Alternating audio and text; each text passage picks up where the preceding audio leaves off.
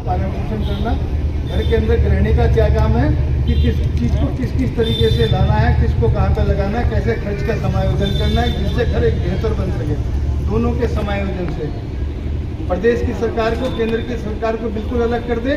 उनके तो सारे काम जो है कागजी होते हुए जो आपका पार्षद था उनके कार्यों को देखे। बीजेपी का अगर बढ़िया काम होता तो निश्चित रूप से आपकी ये सड़कें, ये गलियाँ बहुत शानदार होती।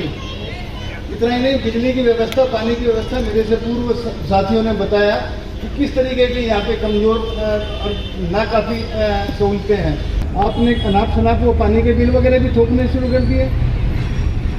दूसरा एक मैं ये कहना चाहूँगा, ये राजा गार्डन, ये इलाका जो है एक तरह से छोटा सा उत्तरी भारत है।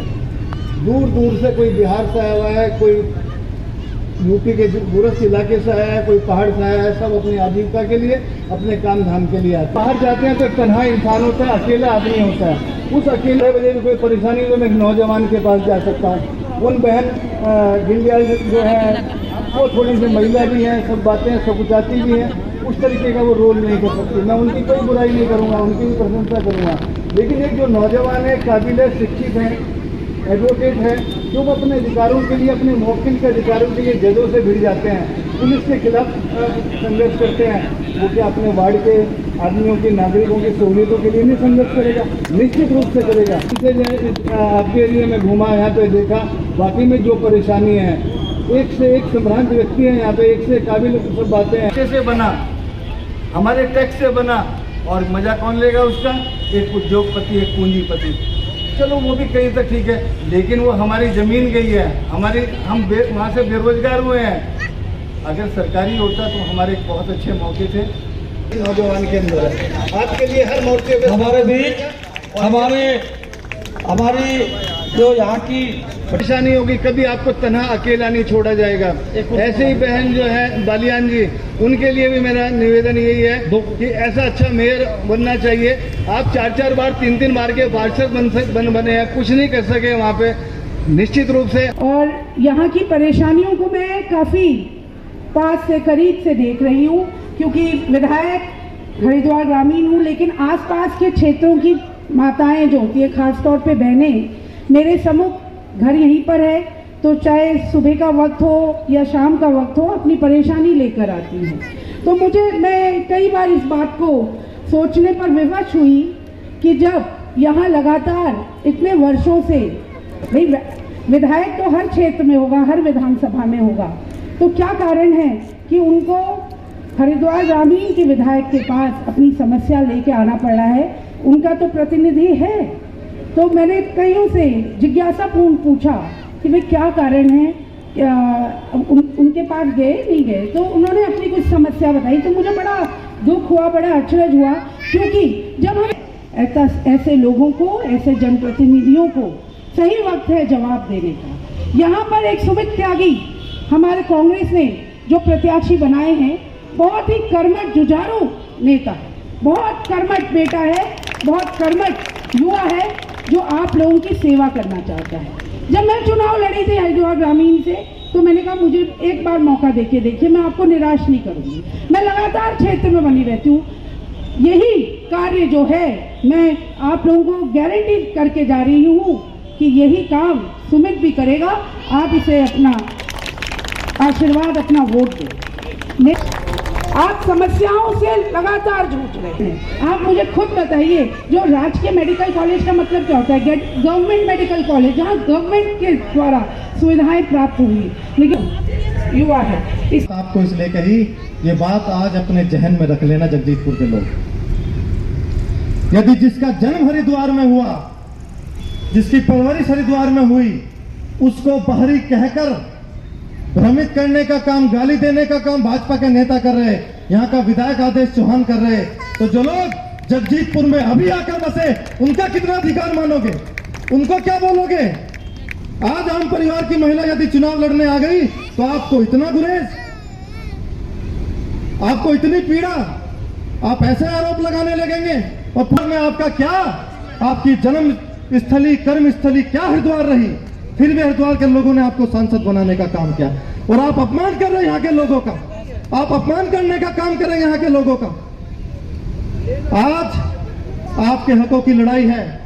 आज आपके बीच की महिला, आपके बीच की बहू, आपके बीच की बेटी जो आपके जैसे मध्यम परिवार से है, यदि आज उसने आवाज उठाने का काम किया, आज उसको कांग्रेस में प्रत्याशी। आप कब आए थे? आप एक दूध और मावे का व्यापार करने हरिद्वार में आए थे। आज 15 मकान एक मोहल्ले में आपके, आप कितनी फैक्ट्रियां, कितने उद्योग, कितने होटल आपके। अरे बनाया तो लोगों ने था आपको 5 बार का विधायक, यहाँ का विकास हो। आपको भी आदेश चौहान जी, आप तो अलीपुर से आए थे, आपको 3 बार विधायक चुन के यहाँ के लोगों ने भेजा। आप खोले, कितने डिग्री कॉलेज खोले, कितने अस्पताल खोलने का काम किया। अरे एक मेडिकल कॉलेज दिया हमारी मेयर अनीता शर्मा जी ने, वो इसलिए दिया कि उन्होंने हरिद्वार के लोगों की पीड़ा देखी। जब कोरोना काल उन्होंने देखा, जब उन्होंने कोरोना काल देखा था कि हरिद्वार के लोग किस तरह से कोरोना के काल में, किस तरह से आपके भाई, आपके बेटे, किसी की मां, किसी का बहन किस तरह से हमारे बीच से चले गए। उन्होंने उस पीड़ा को समझा और यहाँ मेडिकल कॉलेज देने का काम किया ताकि हरिद्वार के लोगों को अपने घर के नजदीक अच्छा इलाज मिल सके, सस्ता इलाज मिल सके, बेहतर इलाज मिल सके। मेडिकल कॉलेज के लिए सरकार को दान में दी थी, मुफ्त में दान में दी थी। 1000 करोड़ सोचे की लागत से वो मेडिकल कॉलेज बना, आज उसको एक निजी कंपनी के हाथों में बेच दिया। तो बताओ ये छल है या नहीं है? बताओ यहाँ के लोगों के साथ विश्वासघात है या नहीं? हमें इन सब मुद्दों को लेकर वो मुद्दों पर लड़ाई लड़ने का काम किया। स्मैक जैसा जहर, यही भारतीय जनता पार्टी के लोग तो विधायक हैं। रानीपुर में 15 साल से विधायक, 17 साल से विधायक, हरिद्वार में 22-23 साल से विधायक, ये सांसद तीसरी बार। लेकिन क्यों आम आदमी का विकास नहीं हुआ? विकास किसका हुआ? जो लोग स्मैक का व्यापार करते हैं, जो लोग स्मैक जैसा जहर इस शहर में फैलाने का काम करते हैं। अरे यहाँ के लोग तो सड़कों के लिए तरस गए। 15 काम करें, क्योंकि ये लोग यदि आज विपक्ष को खत्म कर देंगे, विधायक इनके, सांसद इनके, फिर भी ऐसे गुंडागर्दी। पूर्व मेयर जो रहे मनोज गर्ग जी, और उससे पहले आदरणीय जोरा जी रहे हमारे चेयरमैन, जब इन्होंने उनको ही नहीं चलने दिया था, आदरणीय जोरा जी जो कि भाजपा के ही चेयरमैन थे, उस समय मैं स्वयं जो है उस बोर्ड में सभासद था, तो इन्होंने 2 साल में उस बोर्ड को भंग कर दिया था। तो ये गुंडागर्दी, भ्रष्टाचार में डूबे हुए लोग हैं, चाहे हमारे आदरणीय आदेश चौहान जी हो, चाहे हमारे मदन कौशिक जी हो, चाहे हमारे सांसद जी हो। आज आप सड़कों की गुणवत्ता पे जाइए, आप ये छोड़ दीजिए कि नगर निगम ने बनाई है, PWD ने बनाई है या किसने बनाई है, जिस भी विभाग ने बनाई है उन सब पर नियंत्रण राज्य सरकार का होता है, केंद्र सरकार का होता है। आप एक भी सड़क मुझे ऐसी नहीं दिखा सकते जिसमें गड्ढे ना हो, और कोई भी सड़क 1 महीना, 2 महीना, 15 दिन से ऊपर ऐसी नहीं, मतलब चलने वाली नहीं है जिसमें जो है बनती बाद में है, गड्ढे पहले पड़ जाते हैं। तो ये लोग आकंठ भ्रष्टाचार में डूबे हुए लोग हैं। और हमने समय समय पर, आपने देखा होगा, ये इलाका तो यहाँ पर तो नहर नहीं है, पीछे हमारे रजवाहा चलता है, रजवाहे पे हमने कई बार मांग की कि भाई इन रजवाहों पे पुलिया होनी चाहिए। इन लोगों ने पुलिया बनाई, हमारे आदरणीय मदन कौशिक जी ने, आदेश चौहान जी ने पुलिया बनवाई।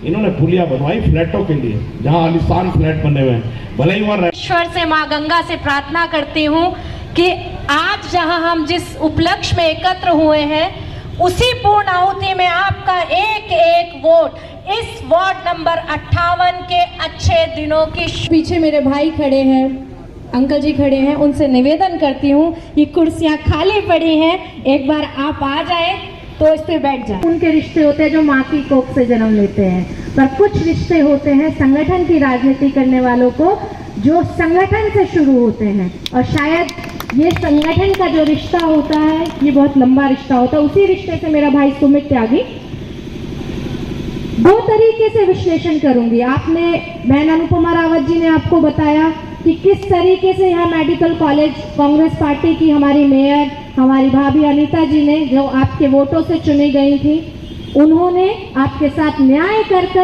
कि आप आइए, अपने बच्चों को पढ़ाइए, कांग्रेस पार्टी के संरक्षण में कांग्रेस पार्टी आपके बच्चों को बड़ा बड़ा डॉक्टर बनाने का काम करेगी, आप ही के घर पर रहकर।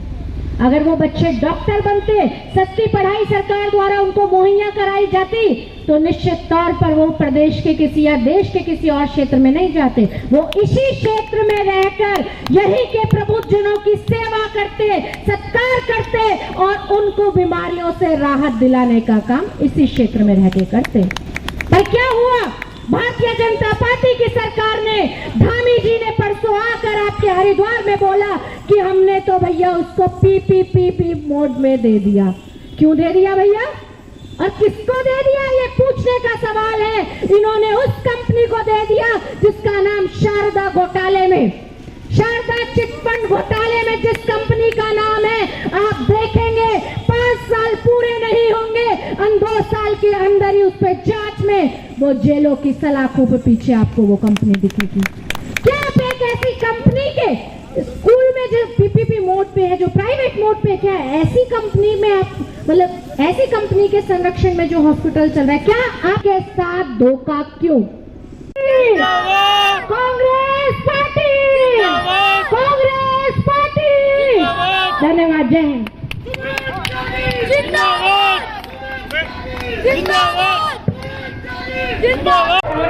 हरिद्वार को प्रथम शहर बनाएंगे। जय भारत, जय उत्तराखंड।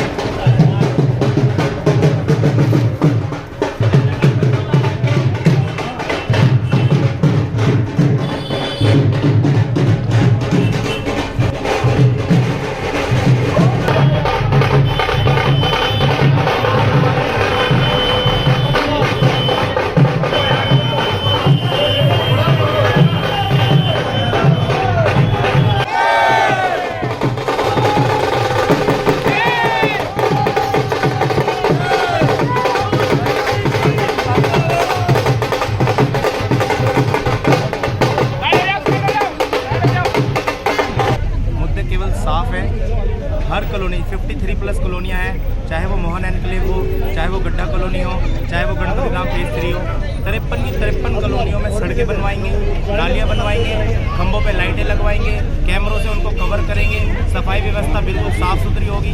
जितनी भी योजनाएं आती हैं वो योजनाएं सारी पब्लिक तक पहुँचाएंगे और 24 आवर्स 24 घंटे पब्लिक के लिए अवेलेबल रहने की गारंटी है। यही हमारे मुद्दे। देखिए, पिछले 5 साल में जो धोखा हुआ है पब्लिक के साथ, उस हिसाब से मेयर भी कांग्रेस की जीत रही हैं और मुझे पूरा विश्वास है कि 60 में से 45+ पार्षद कांग्रेस के जीतेंगे। और जब हमारा बोर्ड बनेगा तो आपके क्षेत्र में पार्क बनेंगे, आपके क्षेत्र में सड़कें बनेंगी और राजा गार्डन क्षेत्र का पूरा विकास होगा और राजा गार्डन क्षेत्र को नगर निगम हरिद्वार का नंबर 1 वार्ड बनाएंगे।